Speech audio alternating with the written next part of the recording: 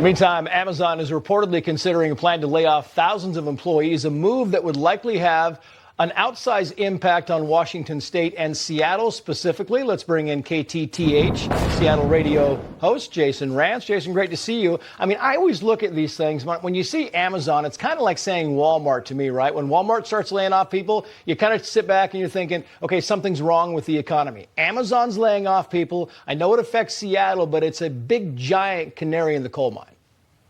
Absolutely. I think if Amazon is struggling, pretty much every other company within not just the tech industry, but retail is going to struggle as well. I do think this is the canary in the coal mine, but I also think when we're talking specifically about Seattle, this has some significant impacts. It's not just about the potential loss of jobs, it's the loss of revenue. The city council here decided to blame Amazon for every ill that was falling upon the city, and so they decided to try to bleed them dry.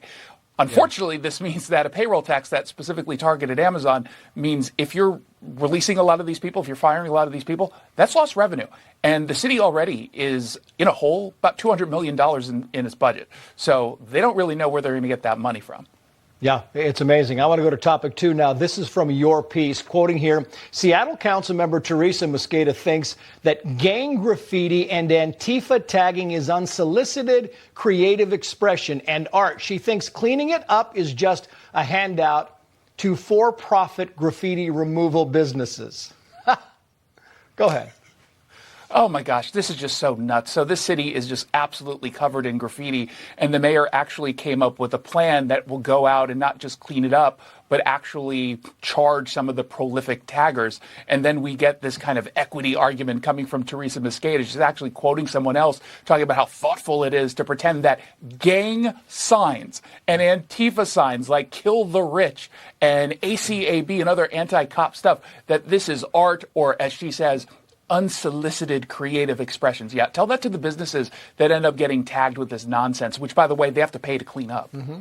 And so we move on. And if you work for King County, listen, you are free to celebrate Gay Pride. You are free to celebrate Black Lives Matters. But don't you bring a menorah or don't you bring a nativity scene to work, because we will have your behind.